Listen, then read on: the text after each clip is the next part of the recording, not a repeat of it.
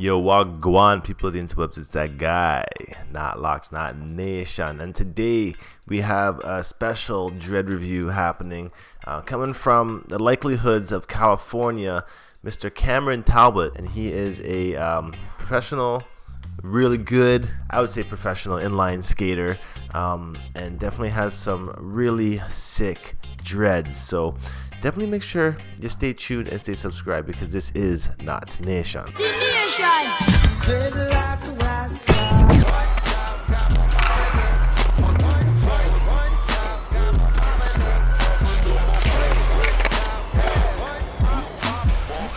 Yes, I've been loving doing the Rollerblade Dread Reviews series lately. It feels cool to get connected with these skaters in the industry and at the same time shed some light on their talent and exposure to some of their creativity in the game.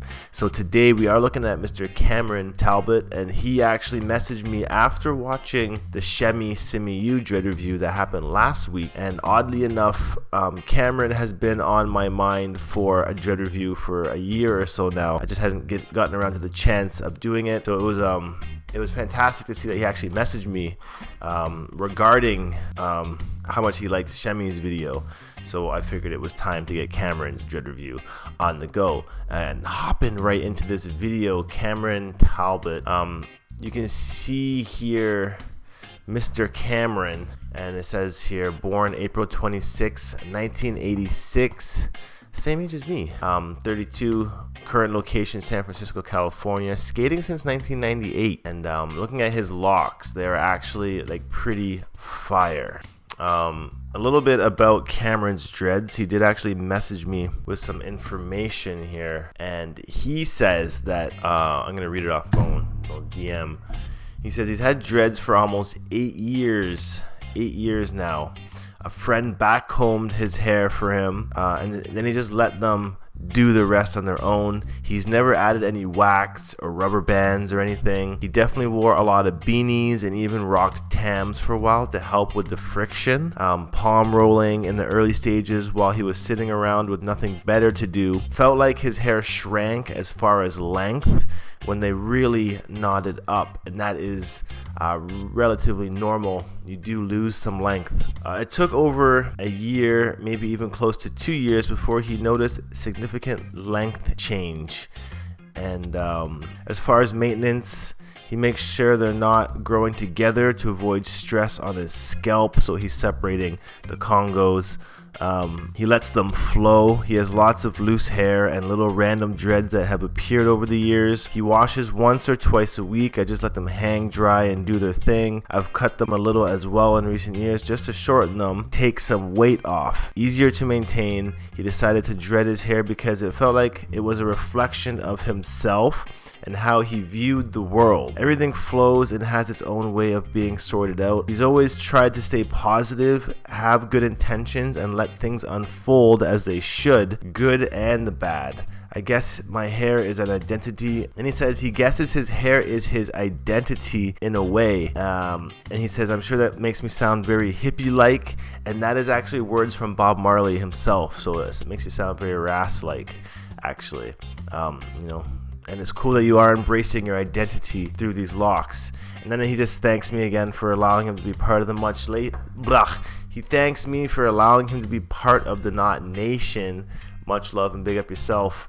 So that is a little backstory on Cameron's dreads. And if we were to look a bit more into Cameron here, I actually like that he mentioned a few things, mainly being how he lets his hair flow. This is a very important thing to do with your dreads, just to minimize the amount of stress on your head. You don't always want to be playing with them, tying them up, doing things with them, twisting them, interlocking them, because you add stress to your scalp.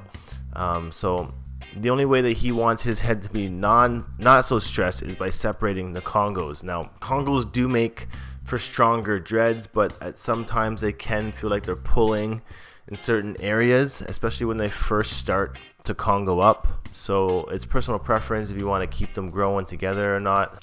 Here's a picture of him with his tam on, or more of just a beanie. Now, wearing beanies and dreads, they definitely go hand in hand. It does actually help with the friction of kind of like, it's almost like a towel rub motion that's happening when you wear tams a lot and you wear wool beanies. It can help lock up your hair at the roots. I found the same thing happen when I wore headphones every day. It kind of helped lock up in that area because of the friction. And looking at these photos, you can actually see like how much frizzy hair he's actually got. He's not worried about that at all. A lot of people are always concerned about frizzy hairs. They think that like people are judging them because their hair is frizzy in certain areas, and in actuality, no one really cares. No one's watching.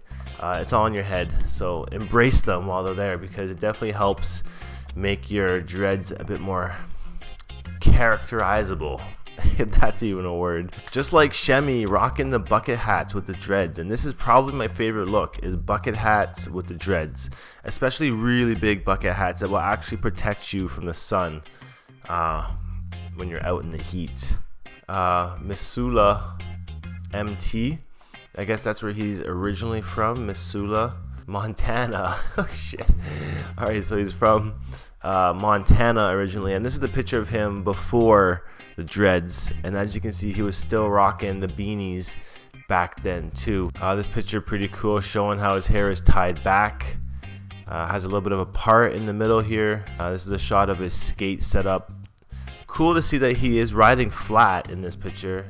He's definitely on Team Rollerblade as well. Looks like he just took a gnarly fall, but you can see that the flow, let's call this the dreadlock flow, when you have all the loose hairs, it's definitely very evident. And the tips of his dreads as well aren't really blunted as well. They're just very wispy. So essentially just free form dreads. And his hair type, you know, being probably a type 2, 2A, probably had a little bit of curl in that flow. And it's actually pretty exciting to see like blonde dreads that aren't bleached to get to that stage. It's pretty cool. And the fact that he lets it flow and not have anything tight to his scalp means he's going to retain his hairline a lot longer than a lot of other people that kind of abuse their hairline by always tying it back, always braiding them back, always twisting them real tight to the scalp. You know, you will definitely save your hairline by doing this. Yeah, it definitely looks pretty cool. And here's a shot with his dreads down in front of his face. So at this point now, we're just looking for some length. Like, I wonder if Cameron's if he's gonna grow them to be double that length. When you do skate with dreads, you know, it is kind of a hassle having them in your face all the time. I do notice that he does tie his hair back quite often when he skates, and definitely meaning the longer your dreads get, the harder it does get to skate a little bit. Like myself, I can't wear a helmet regularly like most people because my dreads are so big. And I would actually like to look at his Instagram page real quick. This photo here looking pretty wild, dreads being rocked down this time, and it actually is crazy to see dreads move freely when you are skating in any sport, because like I said, a lot of people do tie their hair up when they're doing it, but I feel like for photos and videos, it is better to have them down. It does show your identity and your character a lot more. Well, this photo looks pretty sick. I like the architecture of the spot. Again, dreads down in front of his face while he's skating. Now this shot looks pretty cool, dreads hanging. And you know how like the sun changes the color of your dreads over time?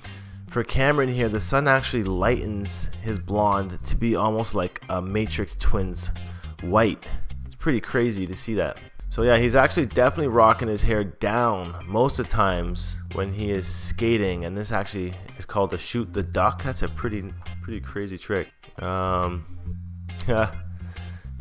of the dog with the dreads in the foreground. And if you look at his dreads here up close, you can actually see that some of them are actually pretty flat. So they're not all perfectly cylindrical. Definitely a sign of the freeform notion. Also, big ups Philip Moore here. Definitely gonna have to get a dread review on Philip in the days to come. This shot really showing us how sick Cameron really is on the blades.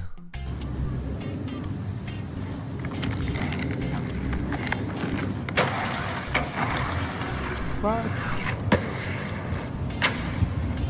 Damn. Woo! You! That was a nasty clip. Nice line. And another one here.